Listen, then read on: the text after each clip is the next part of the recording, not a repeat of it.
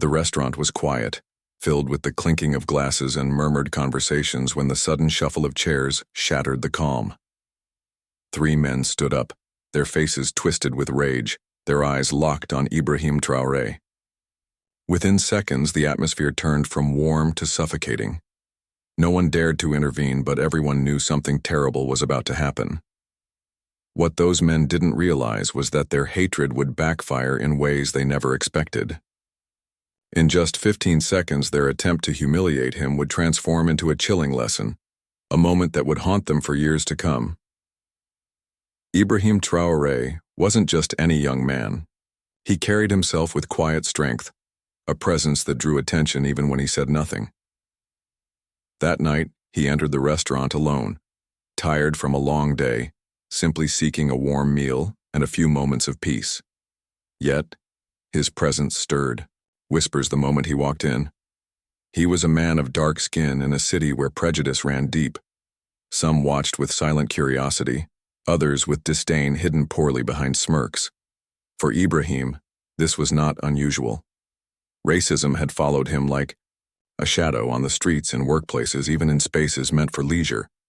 Still, he had learned to push forward, to exist with dignity despite the glares. That restaurant, however, held more than unkind stares. In the corner, 3 men watched him with narrowed eyes, their laughter laced with venom. They had seen men like Ibrahim before, or so they thought. To them, his confidence was an offense, his very existence in their space a challenge. Hatred brewed silently at their table, like a storm waiting to break. Unaware of what was coming, Ibrahim calmly unfolded his napkin and placed it on his lap, as though the night would pass quietly. But the rest of the room felt the tension crackle, in the air like static before lightning strikes. Everyone could sense that something was about to happen, something that would turn an ordinary evening into a story whispered long after the plates had been cleared. The 3 men began their performance, slowly, a muttered insult here, a pointed laugh there. They wanted a reaction, something to fuel their growing sense of power. One of them tossed a crumpled napkin toward Ibrahim's table, smirking when it landed near his plate. Another slammed his glass harder than necessary, loud enough to draw attention. The third leaned back in his chair, glaring openly with the arrogance of someone who thought the room belonged to him. Ibrahim remained still, his posture calm, his eyes fixed on his meal. He had lived through too many of these moments to be baited easily.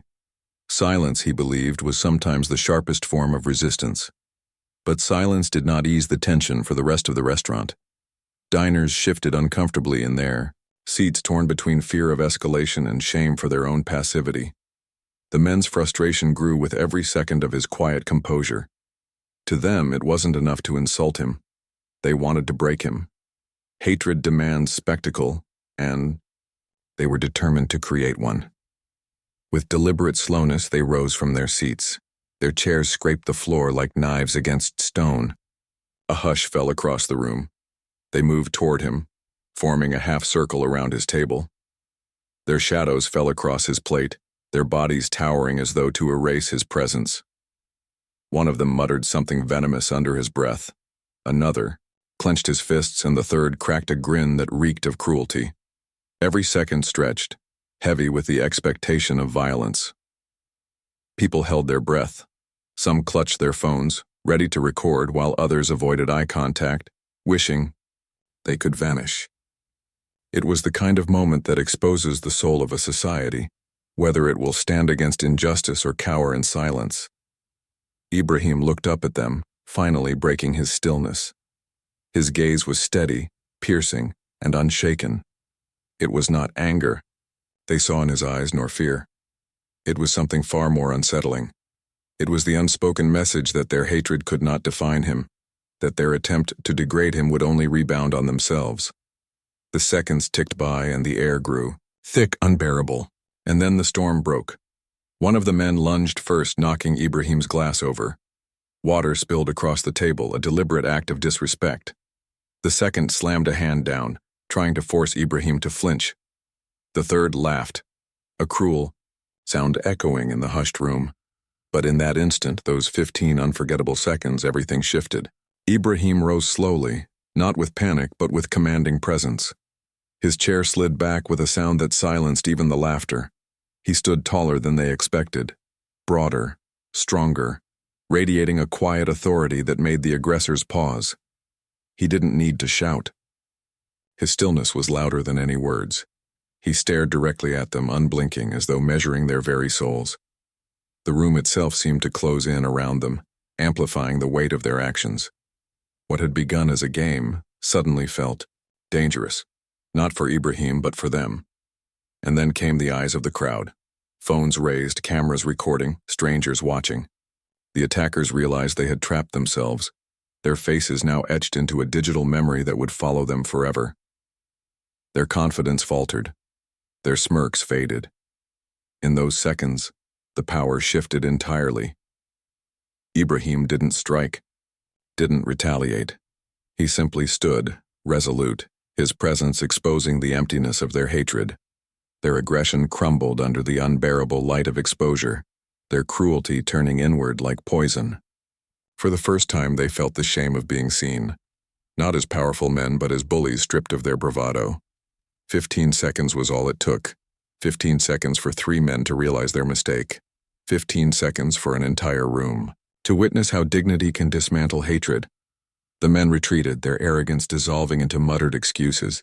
They returned to their table, but nothing could hide their humiliation. The restaurant exhaled, a collective release of breath that had been held too long. Conversations slowly resumed, though now tinged with awe. People had not only witnessed an attempted act of racism, they had witnessed its defeat not through violence but through unshakable dignity. Ibrahim sat back down, as calmly as he had risen. He adjusted his napkin, lifted his fork, and continued his meal as though nothing had happened. Yet the atmosphere around him had transformed. Strangers looked at him with respect, some with quiet gratitude, others with the discomfort of confronting their own silence during the ordeal. Word of the incident spread quickly. Videos from that night traveled beyond the restaurant, onto phones and screens across the city.